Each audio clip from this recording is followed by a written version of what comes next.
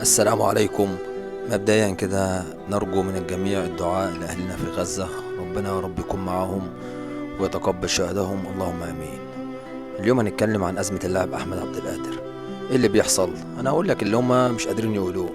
أحمد عبد القادر بمنتهى البساطة حس إن هو مهمش، يعني عايزين يخلصوا منه بأي شكل.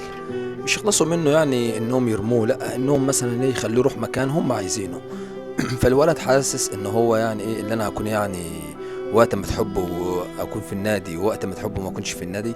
فقال لك ايه؟ قال لك انا لازم بقى ايه ارد القلم ده. فعمل ايه؟ قال لك انا الزمالك بتفاوض معايا عشان الاهلي يتحرك جواه موضوع ان هو يمنع مروان عبد القادر، عشان خاطر طبعا ما تبقاش ايه ضربه زي اللي عملوها في زيزو.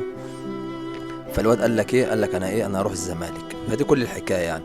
فالولد حاسس بعدم التقدير وحاسس ان هو فعلا ملوش دور، فقال لك لا، انا مش انا اللي هكون كده. فهو حابب ياخد حقه بطريقته.